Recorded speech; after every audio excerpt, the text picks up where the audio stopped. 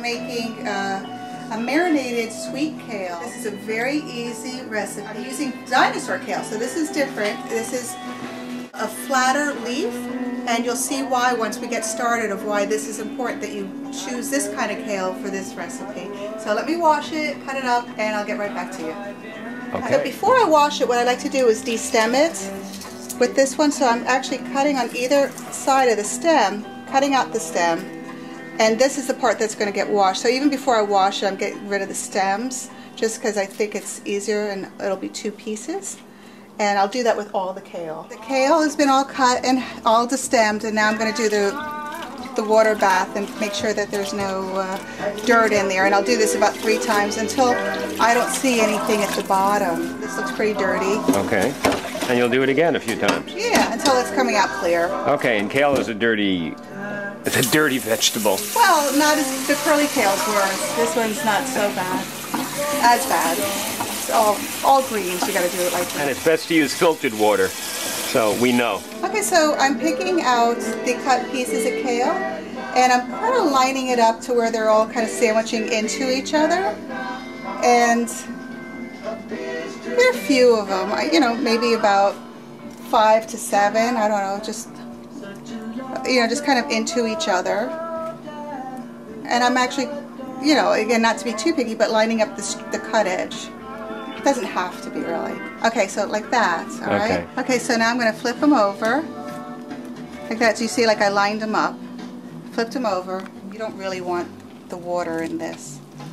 And then you roll it tightly, like you'd be rolling a cigar or something like that. And then you slice it pretty thin, really thin.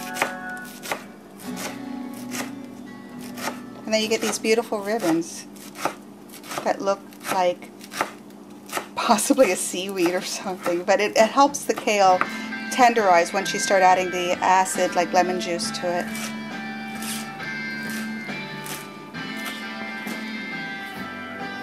Okay, I'm going to slice the pomegranate.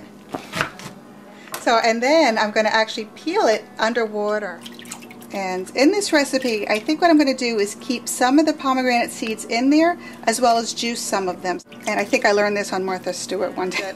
You do the pomegranate underwater, and you're not going to get the juice all over the place as you're peeling it. And then later, you go through it because there's going to be some ugly ones and some like this stuff attached to it. You want to kind of pick through it too when you're done. Okay. And I'm going to juice it, is what I've decided. So I'm pouring in the pomegranate, turn on the juicer, and we'll hopefully be getting some pomegranate juice.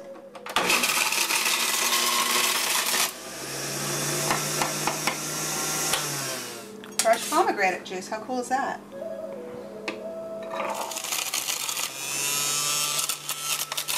Fresh pomegranate juice, look how beautiful.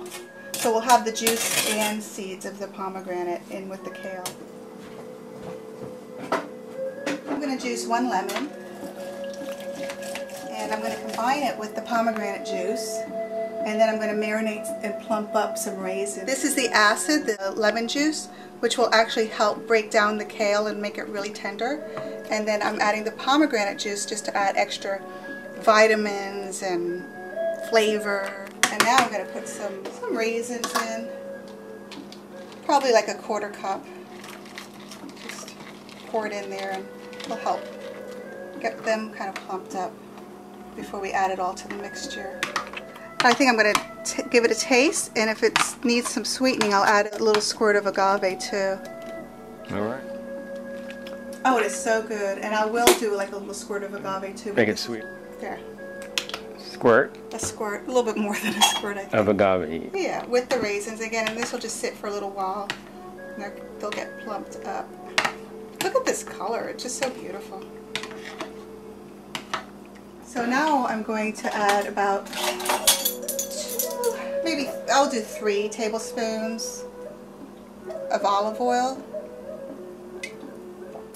and a little bit of garlic. I'm going to do like a 1/4 teaspoon, just a touch of garlic in there because I like it. That's optional, I think. I don't think you have to do that. A little salt and pepper too. And I'm judging this. This is probably like a 1/4 teaspoon as well. Now, maybe a little bit of pepper. few grinds of pepper. So I'm kind of massaging in the olive oil into the kale. Just making sure everything's nicely coated. Also, what you'll notice too is that everything's going to reduce down a lot as everything starts marinating. Now I'm going to pour this mixture, which was that lemon juice and the pomegranate, into it with the raisins. But now I want to get all the juice in there with this. One more thing going in and then we're done. Bugsy was grumpy before and he was barking a lot, but now we calmed him down with the Indian music. Okay, so now I'm just going to pour in some pine nuts, and that's the last stage. And you see how it's reducing down. And I think when you're serving it, make sure you get some of that pomegranate juice in there too, which adds so much flavor. Are we having this for dinner? I don't know. We're making so many things. If you want to, we could have it today.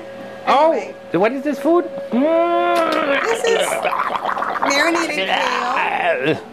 You want me to answer? Yes. Marinated kale Yes. with pomegranates and pine nuts and raisins. Oh, I love pomegranates. Oh, good. Here's one. Yum. Oh, that's fucking amazing. You know, you got some kale on my hand.